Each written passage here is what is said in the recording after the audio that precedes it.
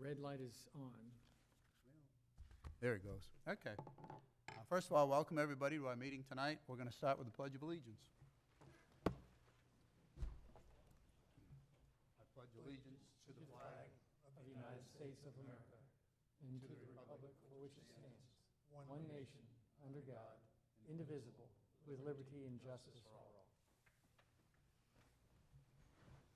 First item on the agenda is whether there are any additions or deletions to the agenda. Mr. Bowling, any members of the commission have anything? If not, we'll move forward with the agenda as presented. Next item is item 3, which is approval of the minutes of February 8, 2018. Each of you has a copy. Anybody have any comments or any motions? A minor correction, please. Yes. Page 2, discussing that I represented 2 clients regarding rentals. That is not my duties. I have a client representing a sale. Okay. Any other comments? Do we then have a motion to approve the minutes with the change as suggested by Mr. Landers? Yes, motion. Ms. Waldrop makes a motion to approve. Do we have a second? Second. Dr. Day seconds the motion. Any discussion? All in favor, please signify by aye. Aye. Any opposed, like sign? Hearing none, that motion carries unanimously. Next item on the agenda is item 4, which is a consent item. It's quasi-judicial. I'll go ahead and read the agenda item into the record. It's the Landings, a commercial subdivision replat. Request for preliminary plat approval to replat the Landings, a commercial subdivision. Bureau 53 Landings LLC is the owner. Carter Associates, Inc. is the agent. It's located at the northeast corner of 53rd Street and US 1. The zoning is CG, general commercial. The land use designation is CI, commercial industrial.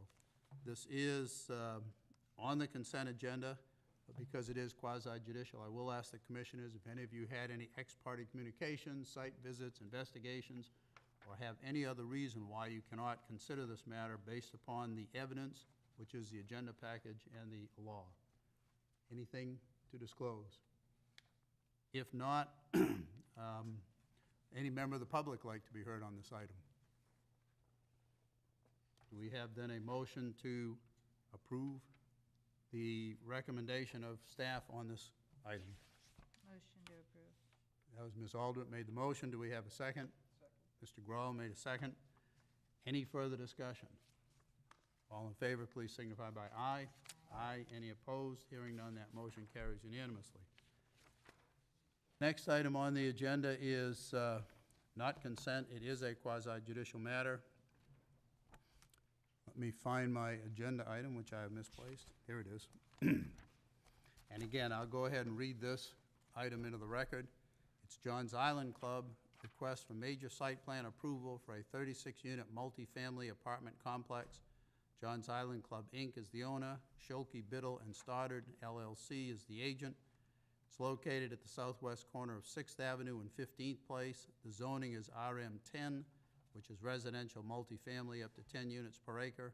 The land use designation is M2, which is medium density residential 2, up to 10 units per acre. The density of this project is 8.63 units per acre. It is quasi-judicial, so again, we'll start by asking if any commissioners have had any ex parte communications, site visits, investigations, or is aware of any other fact which would prevent you from deciding this matter based upon the evidence and the law. Hearing none, we'll then proceed with the quasi-judicial hearing. Anyone who intends to speak on this matter, I would ask that you stand and be sworn in by the clerk.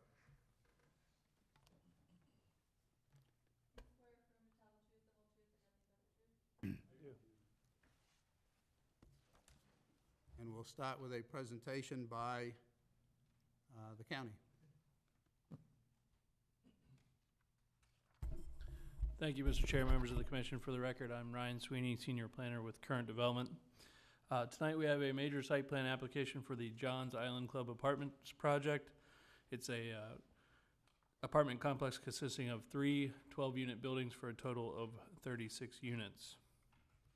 The project is located at the southwest corner of 15th Place and 6th Ave. a little bit east of US 1, and an aerial showing the existing conditions of the site and the surrounding area.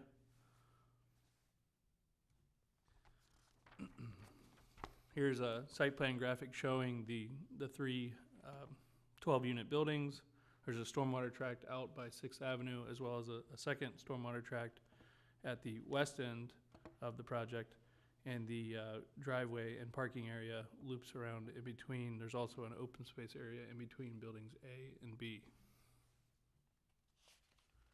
The traffic circulation plan is essentially two driveways with a loop drive aisle roadway system through the project. It's a two-way driveway all the way through with 90-degree parking on either side of the driveways, all three sides of the buildings. The landscape plan provides perimeter landscape strips along 15th Place as well as 6th Avenue.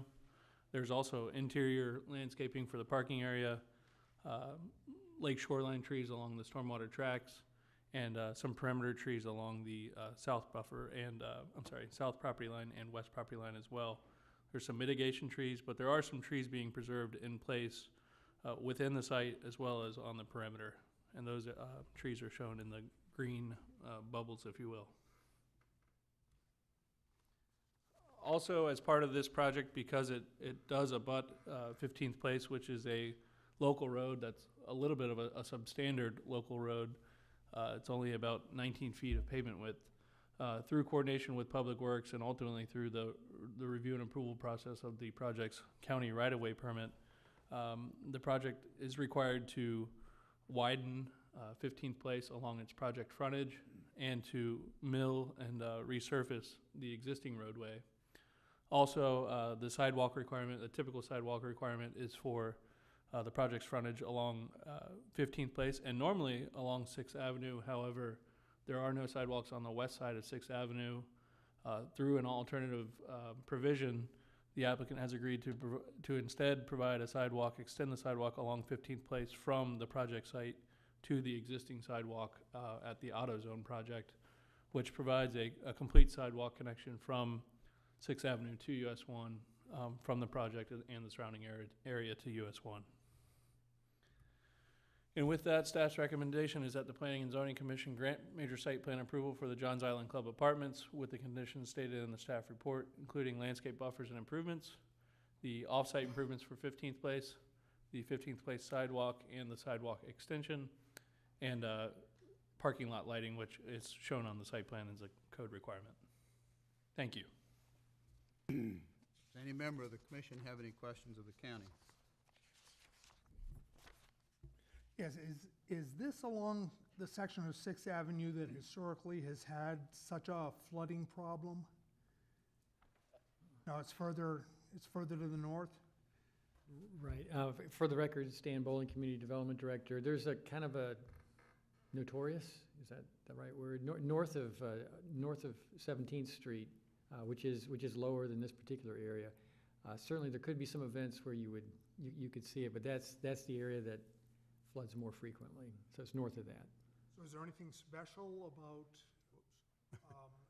the water handling in this place, or is it just normal? No, I don't think so. The project engineer is here to talk about the criteria that they have to meet, but I wouldn't expect there to be any. Any other questions or comments from commissioners? I do. Yes, Mr. Landers. Regarding that frontage on 6th Avenue as well, I see the engineers here, but the type, is there berming, fencing? Because 6th Avenue is a fairly tight road through there. Sure, Mr. Chair, Mr. Landers, there's a very short berm, I believe 1 to 2 feet, and some landscape materials along 6th Ave, but nothing substantial. And then again, the stormwater tract is east of that. I'm sorry, west of that. But as far as stormwater design, I would defer to the project engineer. Any other questions or comments from commissioners? I have a couple questions. First of all, I wasn't quite sure if the nature of this project is considered to be purely residential or if it's considered to be something else, given that its purpose is to house seasonal employees of the Johns Island Club. And I'll tell you kind of where I'm coming from on this. For years, I sat on the Environmental Control Hearing Board, and literally 25 years, and as issues kind of ebbed and flowed on that board, but I remember there was a period of time there where we kept dealing with migrant laborers who would come in, more than 10, if I'm recalling correctly, more than 10 to a building, and it suddenly had to be licensed as a boarding house. And for some reason, that was in front of our board. We had jurisdiction over that. And I'm just wondering here, I don't know if this is considered migrant labor because it's seasonal. I don't know if this is considered a boarding house because it is housing employees and not normally, residential tenants. And the fact that they are employees, whether that changes the nature from purely residential to something else. So I'd invite your comments on those issues. Sure, I can start. First of all, this is proposed as a conventional multifamily project. So each unit within the building is a complete dwelling unit. So it has all the attributes that meet our dwelling definition, bedrooms, living room area, kitchen, bathroom, so it can function independently, which would be different, say, from a traditional boarding house type of setup where you have maybe a hallway with many bedrooms off of there and common kitchen area, or dining having to be provided separately and that sort of thing, like a traditional boarding house. So the layout is totally conventional in this particular case. And depending on who rents it, or if these units are used seasonally, that really would not matter in terms of the land use itself and the type of layout. They may very well be used part of the year, or they might be rented during the off-season, or they might be year-round. In fact, kind of the way this is laid out as conventional, it really doesn't matter who the applicant is or who winds up renting it. We kind of look at this as the life of the building long-term. These will probably be here for 40 or 50 years, and it's just its layout is a conventional, multifamily dwelling situation. You may, from time to time, and depending on what particular area or building that you're dealing with, you could conceivably get into overcrowding type of situations, which would be probably a separate code enforcement and health department issue if there is overcrowding. But that's obviously something that happens where it happens and when it happens, and some periods of time are worse than others in places. But nothing with this site plan would lead us to believe that this layout is anything other than conventional. So basically what you're telling me is none of the issues that I just raised have application to this site plan approval That's correct. issue in front of us. To this application. This is simply a land use. It either meets our code or it doesn't. Yes. And Mr. Chairman, I might add a little bit to that, just along the same lines and just to amplify some of the things. Our multifamily zoning use districts do cast a wide net, so it doesn't distinguish whether they're rental units, condominium units, those types of units. These are designed to function as apartments, or were the applicant to sell them in 5 years, they're such that they could continue to be rental apartments, or could be condominiumized. So there's the design is really the key from our standpoint, how many units, the density, and that aspect. We do have migrant labor camps as a separate use in some of our zoning districts. And again, those tend to be designed such that they would have more common facilities, not the facilities such as, typical apartment design as these do.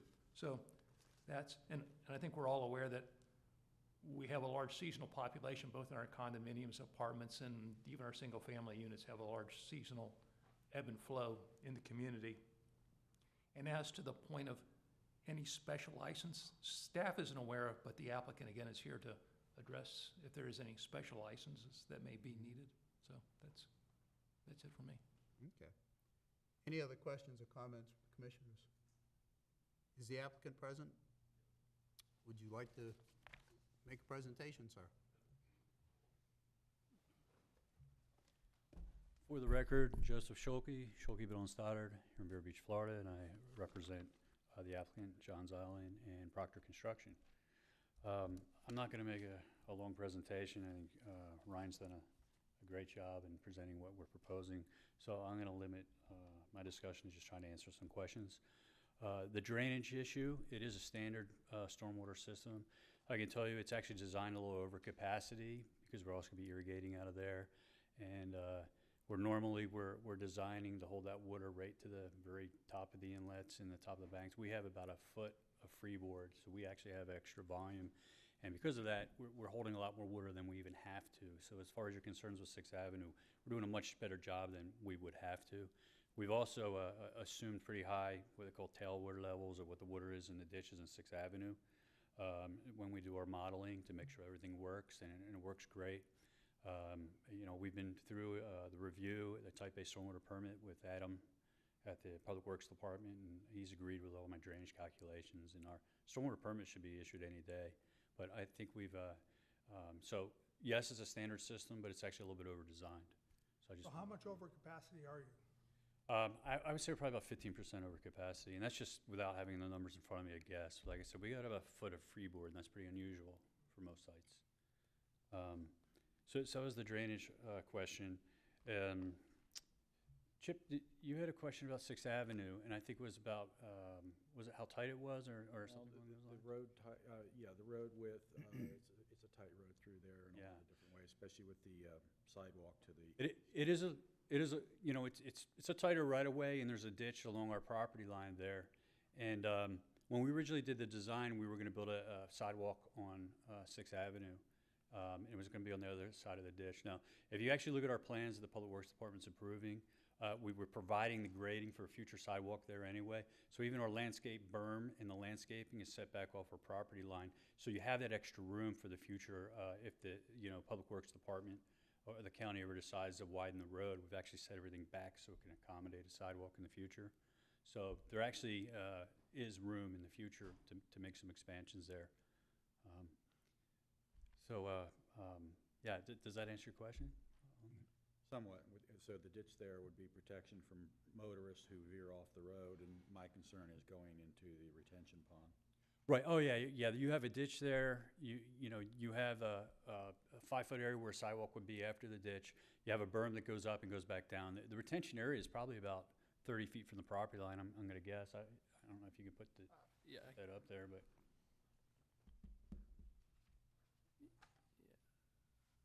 I was gonna say 25 or 30 feet. Yeah, it's about 25 or 30 feet from the actual property line, but then you have the ditch, and then you have a small grass shoulder, not much, and then the pavement, so it's pretty far away. As well as landscaping along that berm too, so I don't anticipate any vehicles ever getting over to that retention area.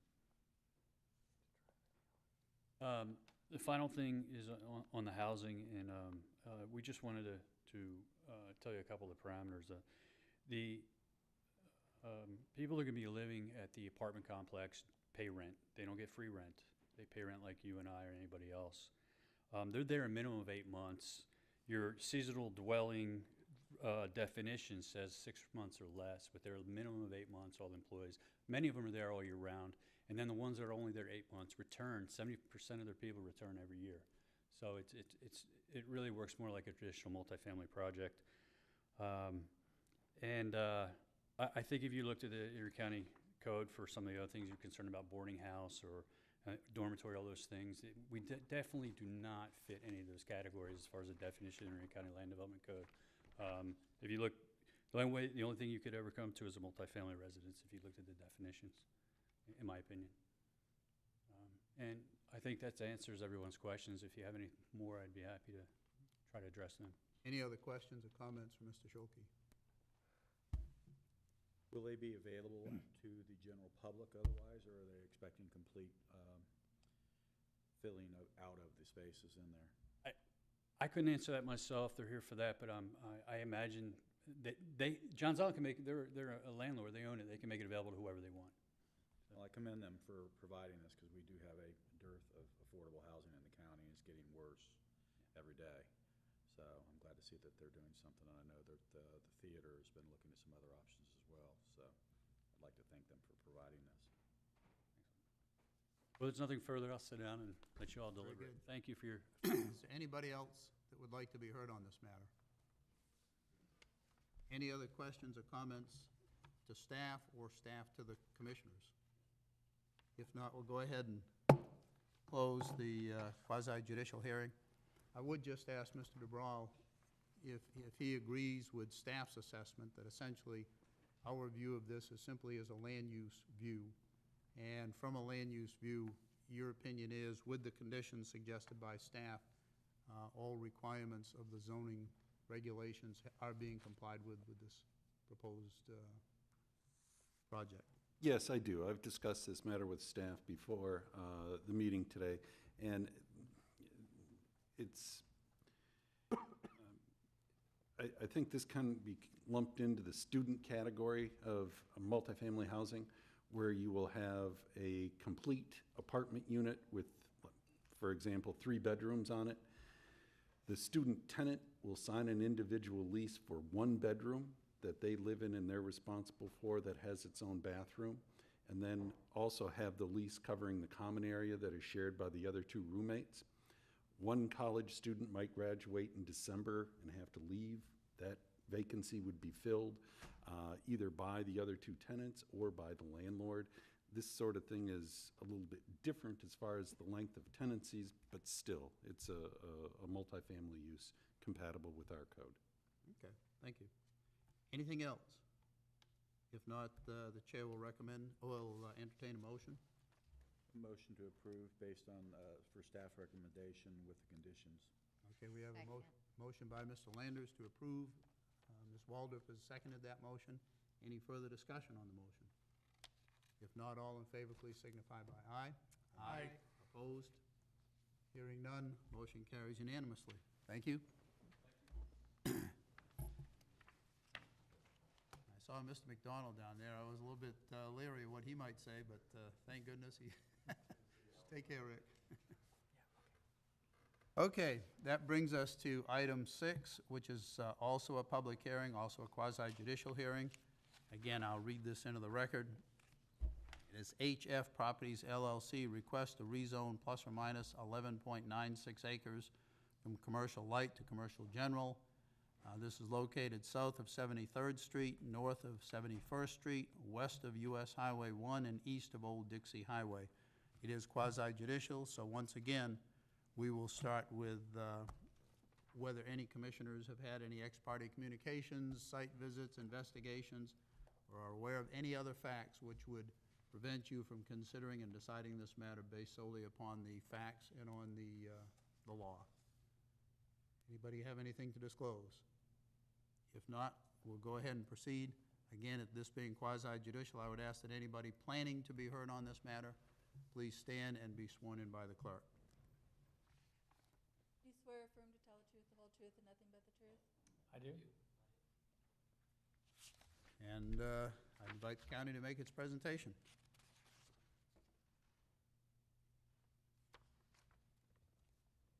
All right, good evening, Commissioners. For the record, I am Bill Shute, Senior Planner for the County Community Development Department. And you read into record what the request is, so I will jump into the first slide showing the site location of the HF Properties rezoning request.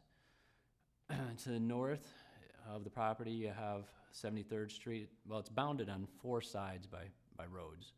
US Highway 1 to the east, Old Dixie Highway, as well as FAC Railroad to the west, 73rd Street to the north, and 71st Street to the south. And you can see just by looking at their photo, there's a lot of green out there yet, so there's a lot of vacant areas. To the north, there's a non-conforming single-family home, as well as some vacant property.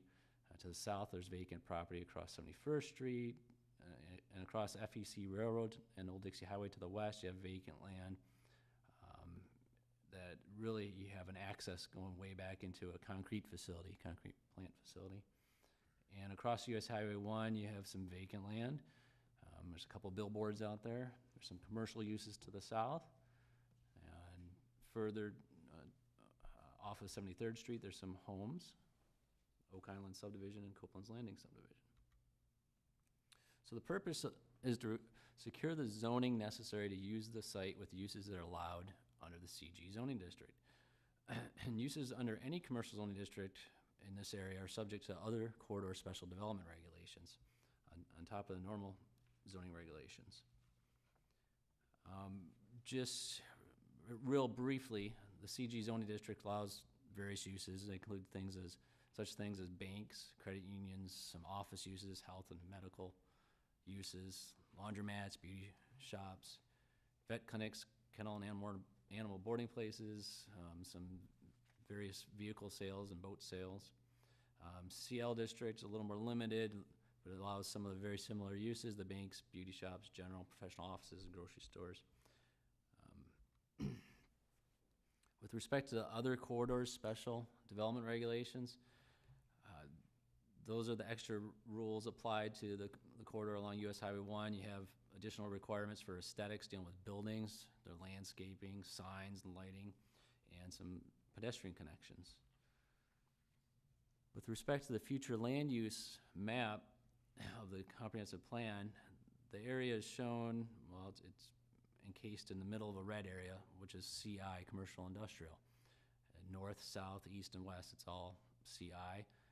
And on either side of the red areas, you have some residential designations of L1 and L2. With respect to the zoning, currently the property is zoned CL, limited commercial. To the north, across 73rd Street, you have CL. To the south, you have CL. To the east, across US Highway 1, you have CL. To the west, across Old Dixie Highway and FEC Railroad, you have IG, general industrial. To the south, southeast, you have some heavy commercial, and then on the outsides of those, you get taper off into residential zoning districts. So with the proposed zoning, it shows the property as CG between 73rd Street and 71st Street, 73rd Street and 71st Street, US Highway 1 Old Dixie. And zooming out a bit on the zoning map, this just shows a broader perspective of some of the zoning in that area. The rectangle being outlined in black showing the subject properties. And you can see there's quite a fair amount of CL zoning all along US Highway 1. There's some CH zoning, just as pointed out earlier, to the southeast. Further up off 77th Street area, there's CH zoning, and a little small area of CG north of the property. And with rezoning requests, there's set criteria that are analyzed, and they include looking at the concurrency, consistency with the comprehensive plan, environmental impacts, compatibility with surrounding uses. And with concurrency, you check various facilities, including transportation, water, wastewater, solid waste, stormwater management for their capacity. But with rezoning requests such as this, it's considered to be the same type of intensity going from commercial to commercial in our code. So no concurrency is required for the rezoning request. However, when it comes down to the development review and someone comes in with a proposal for the site, that's when your concurrency would be more detailed analysis will be performed at that point in time. With respect to the comprehensive plan, we look at all the land use policies, objectives, and goals, and of particular applicability are policies 1.17, 1.18, and 1.43 of the future land use element. The first one being that this type of development should be within the USA or urban service area. The second, that CI land use designations, they potentially allow a range of commercial districts, CL, CG, and CH. And the third one, policy 1.43, the property, well, trying to paraphrase that one. For the subject property, CG is appropriate given the location criteria of that policy, which is on the next slide. So breaking policy 1.43 down, the specific criteria or location criteria. Areas that are easy to access from residential. Okay, we looked at this in two respects. One, the existing CL zoning, and in the next slide, I'll just show real quick the CG zoning. They have different sets of criteria, but looking as just in terms of CL, what it is right now, we asked ourselves, do they meet the criteria fully? So the first criteria for CL zoning Is areas that are easily accessed from residential uses. Residential areas, yes, meets the criteria. Between residential areas and general commercial areas or major roadways, so it's not directly between a residential and a commercial area or major roadway. Number 3, separated from industrial areas. Yes, we do have Old Dixie Highway and FEC Railroad, 166 feet of right-of-way. At node perimeters, no. So the node perimeters in this case are 77th Street and 69th Street. This is more towards the center of that commercial industrial node. So again, this is looking at it in terms of CL. Now, looking at the proposed CG zoning, looking at that criteria, the first one is along arterial roads and major intersections. It's along US Highway 1. It's a principal arterial road, heavy traffic volumes. Number 2, separated from residential development.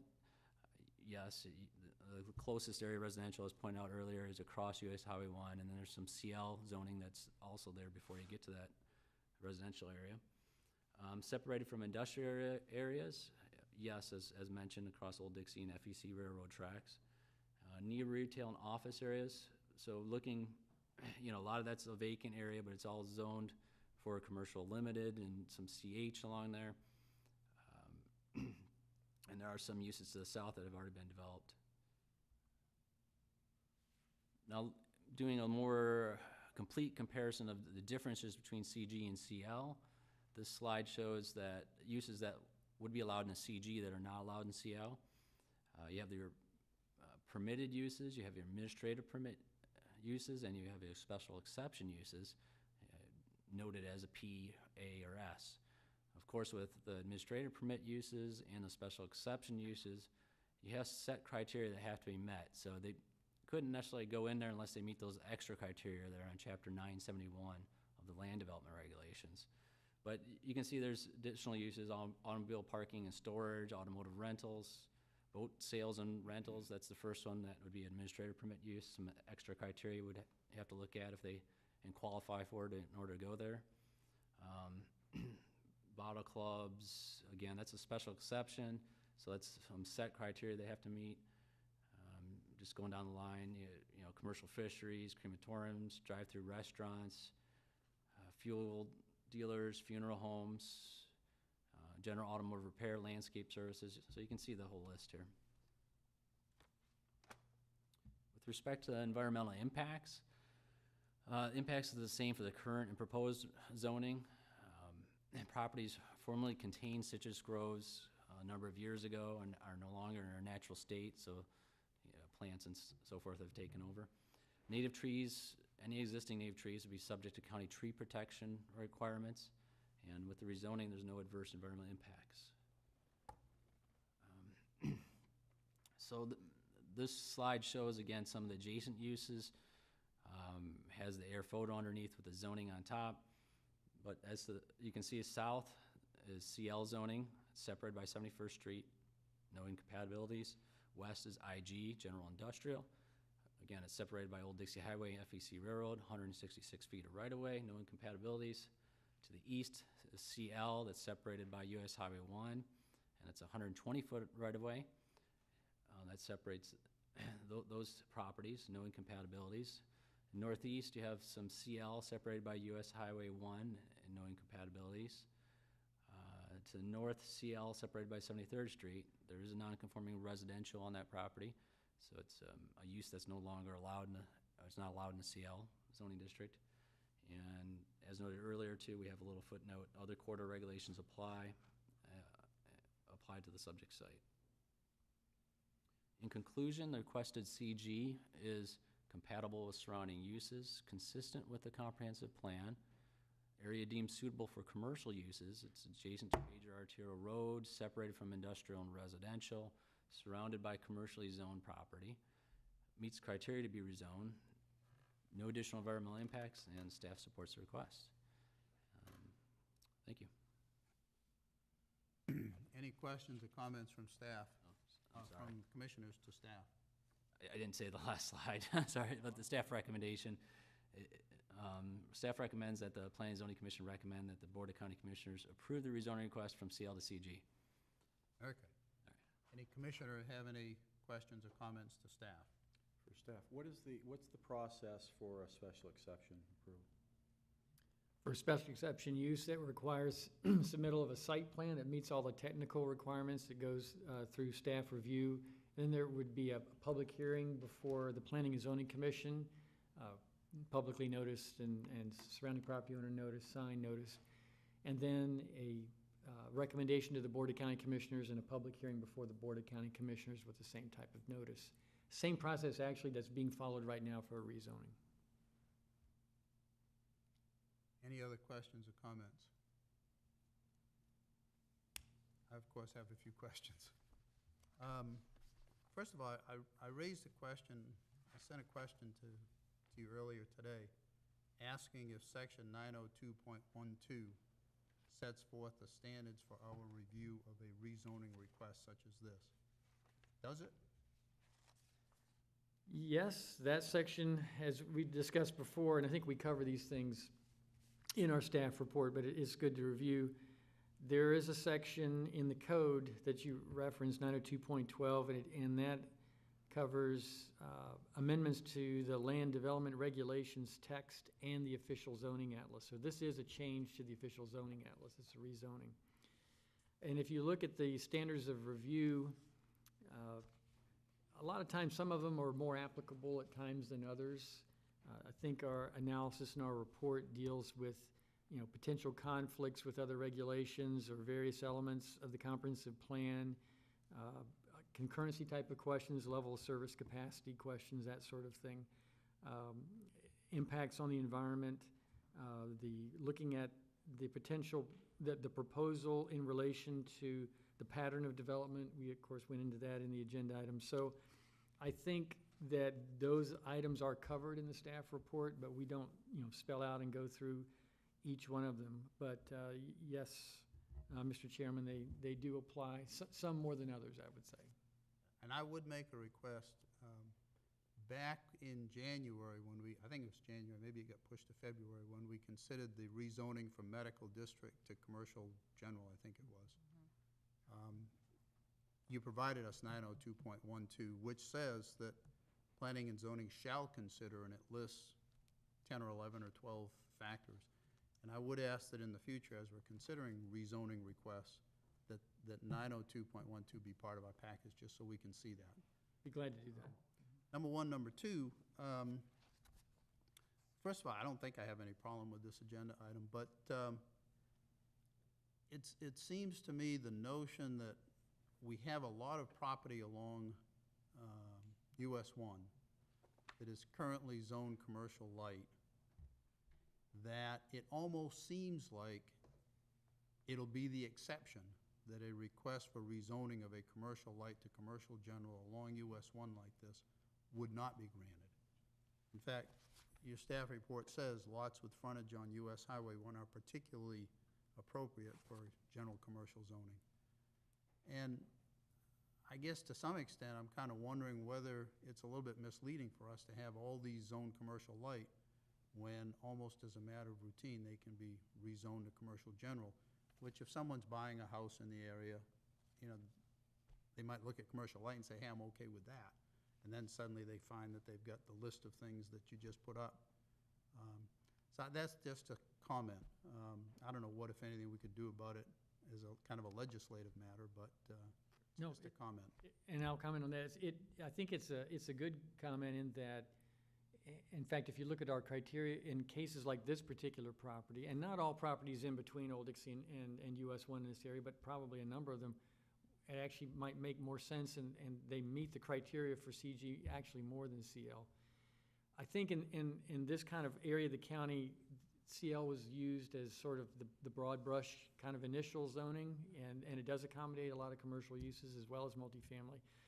But it was put there because there were places where there were residential, and so residential is allowed kind of as an accessory use in CL, and it was thought that, well, okay, it's a better first blush sort of zoning in this particular area. But you're correct. Your point is it's probably in some cases pretty close to automatic to being able to go to CG, and that has some uses that aren't. And I don't really know of a good way of addressing that. CL might be perfectly fine for some types of development to go in there, and so there'd be no reason, right, for somebody to do that.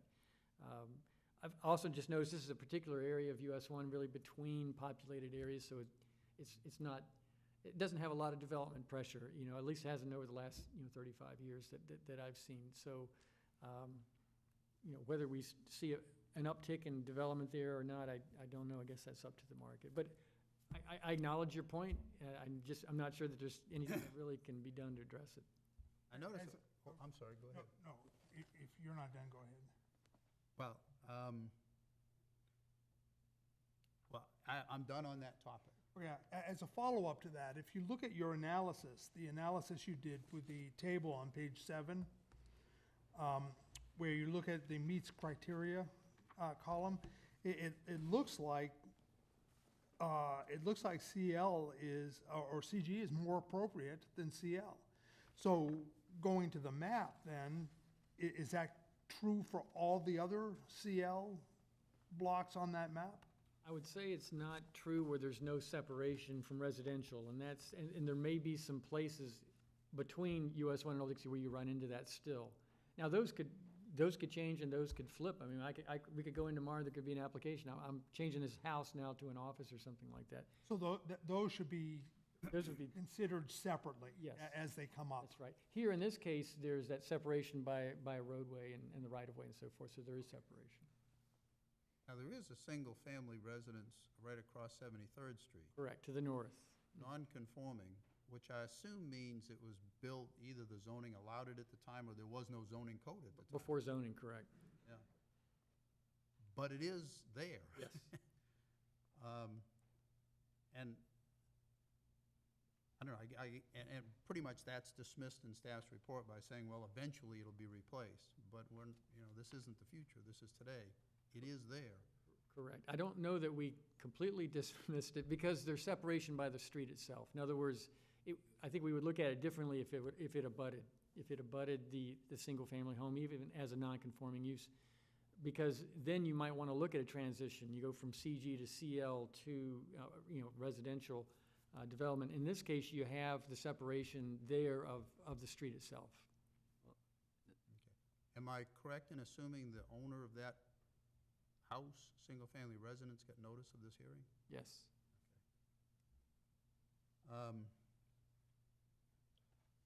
And the only other thing I'd raise is getting back to 902.12, one of the factors we shall consider is factor F, whether or not there have been changed conditions which would warrant an amendment. There's no discussion of changed conditions, and I assume that just the other factors are outweighing the lack of a changed condition here. Right. I don't know, but Well, how does that come into play? Yeah, it's a good question. I think it's a very low bar in this case because actually the change in condition is we got an application. We're not initiating it, staff, the county's not initiating it, there's nothing on our end. But we would assume that would basically be market-driven. That would be a change in condition. But the real change is that we have an application, we've reviewed it, and it actually seems, as Dr. Day pointed out, in our analysis, in this particular site, you could probably make a stronger case for CG than you could for CL. So the only change is that we've been tasked to evaluate it specifically for this site. Does anybody else have any questions or comments for staff? Is the applicant here? Would you like to make a presentation? Or at least address the commission? Good evening. Wesley Mills with Mills Short and Associates. We're representing the applicant, HF Properties. I'm happy to answer any questions you guys may have for us. One thing that I did want to just follow up on, Commissioner Plakowicz, is when the site is developed, the land development ordinance does take into account that residential site, and it will require us to have a larger buffer for that zoning classification to add additional buffer in addition to the road. How much larger? I don't know exactly, but I'm sure Stan does. Yeah, the width is, and it kind of varies by the side. This is a pretty good size site, so it's basically a 10-foot additional width, and then more dense planting at certificate of occupancy. So more planting and a wider buffer strip. Any questions or any other questions or comments for the applicant? Anybody else like to be heard on this matter? It's a public hearing, Mr. Chairman. Can you open the public hearing? Pardon? This is a public hearing. I think, have you opened the public hearing? Well, it's a public hearing in the context of a quasi-judicial hearing, as I'm understanding it. So I was opening one kind of Okay. global quasi-judicial public hearing. Very good. So and I did see a hand go up. If anybody else would like to be heard on this matter, please step forward, give us. Oh, that's okay. Come on down to the podium. Give us your name and address for the minutes. My name is Jason Eli, How do you spell that, sir? E-L-I-E. Okay, thank you. I own the property in question at 73rd Street. You're the guy, huh? I'm the guy. Some of my questions have been answered from what these gentlemen have said, but I guess as a homeowner, my concern would be, you know, am I going to see a gas station or smell something? Even if you can't see it, you could maybe smell or hear things that you don't necessarily want to smell or hear. Do we know specifically what's going in there, or is this just? Well, keep in mind, this is only rezoning. Yeah. So by changing it to commercial general, if that's what we decide to do, any use that is allowed in commercial general could be on this property. And even if the owner was saying today, I plan something very benign, Right. they're not bound by that tomorrow. They could change tomorrow and say, well, market conditions have changed, and I'm going to now build something else that's allowed in commercial general. So we don't know what's going in there, and the answer is it could be anything that's allowed in commercial general. And I could, just two comments. One is, in making that type of comparison, I mean, you can have convenience stores with fuel sales under either zoning category. Light And the corridor requirements for lighting and so forth would be the same in terms of shielding it. But that's great. This is a zoning action. So one thing that we would offer to you is to get your contact information so that if and when a development project comes in, we can put it in our computer system and then send you a notification so you can actually see any proposed plans while they're in the proposal stage. Okay. And that way, because that's when it's going to be much more specific. Okay. All right. I guess that's all then. Okay. Thank you. Thank you. Mr. Bowling, when you consider, under these different factors, the proximity to residential development, do you take that word to mean, a development, a subdivision, a larger group of houses? Or does one house constitute residential development within these regulations? Right. A couple of things. We do look at whether it's conforming or non-conforming, because the situation could be if you make a zoning decision today, tomorrow the non-conformity could go away. Like I said, somebody could come in and say, I want to turn that house into an office or retail. So we're looking at whether it's conforming or not. And then I would think it would be also sort of the extent of it. If you had a platted subdivision that's full of lots, even though it was zoned, commercial, we would look at that differently as well, I think. So we're gonna be looking at the scale as well as whether it's conforming or not. In this case, then the question is, well, what constitutes adequate separation? And that is a judgment call. We look at a street separation, or if it were a large canal or something like that, as being significant, as opposed to butting up against it. So that's how we look at those location criteria. But it really is a judgment call on a particular application. In this case, we've got one non-conforming house across the street, so it's separated by a street. Again, if it were right up against it, then we might want to look at transitioning down, because there wouldn't be the separation. Okay, any other questions or comments from staff? I do. Oh, Mr. Landers. Following along that conversation, Stan, if you go to the east side of US 1, you've got some commercial light properties abutting some residential properties. I mean, and the discussion so far has been it's pretty much it's not a big change to go from the CL to the CG.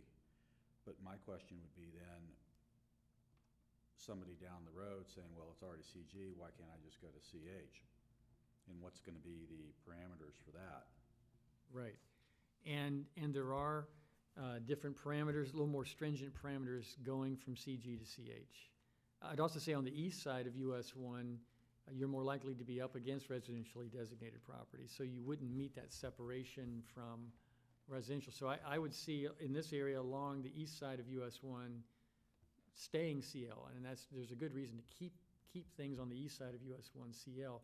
I will just point out, though, it does vary. I mean, you look at where we just were a moment ago on the previous item with the multifamily, right up against CG zoning, right up against, so you went US 1, CG, retail, and then multifamily. Multifamily can work next to CG, but again, that's an older given zoning pattern that's there. We would not be looking at going to CG, from CL to CG if you butted right up against residential immediately to your, in this case, to your east. Well, and that's a concern just in that specific situation where you already have, it appears that there was a previously approved subdivision on the south side of 73rd Street that abuts CL and CH. And a prospective client coming in, looking at what's zone CL on the east side, said, well, you did CG on that side, and them having a potential argument that. Right. And that's, the CH that's there, and you're exactly right. It kind of sticks out like a red thumb, doesn't it? It's kind of colored red, as a matter of fact. So what you have there is a previous zoning that has been in place for a number of years. And in this particular case, you'd have to have separation from residential to meet the CH criteria as well, which I don't think you would have in the hypothetical you're raising. Okay, anybody else like to be heard on the matter? Okay, if not, we'll go ahead and close the public hearing. Any other questions or comments from the commissioners? If not, do we have any motion with respect to this agenda item? Move to approve with staff's recommendations. Okay, now in this one, there are no recommendations, are there? Just for the recommendation is for the Planning and Zoning Commission to recommend approval to the Board of County Commissioners. But there are no conditions. Correct. Okay, we do have a motion to approve by Dr. Day. Do we have a second? I'll second. Mr. Grawl seconded. Do we have any further discussion on the motion? If not, all in favor, please signify by aye. Aye. Any opposed? Hearing Nay. none. I'm sorry? I'm opposed. We haven't opposed, okay. So that passes, what, 4-1? That brings us to item 7, Commissioners' Matters. Any commissioner have any matters they'd like to discuss? If not, item 8, Planning Matters, Planning Information Package. Mr. Bowling, any additional comments on that? Just the additional comment would be that since your last meeting, a few items that you recommended the board approve, they did approve. They approved the cane rezoning on the South Bear Island to conservation in RS3. They also approved transmittal of the comprehensive plan text amendments that you all looked at for septic to sewer and the sea level rise items. And the only other thing, Mr. Chairman, is we're pretty sure we will have a Planning and Zoning Commission meeting for April 26th. So just want to make sure you all took a look at your calendars for that one. Thank you. Okay. Next item on the agenda is Attorney's Matters. Mr. DeBraw? I have none. Anything else to come before us tonight? If not, meeting's adjourned. Thank you all for attending.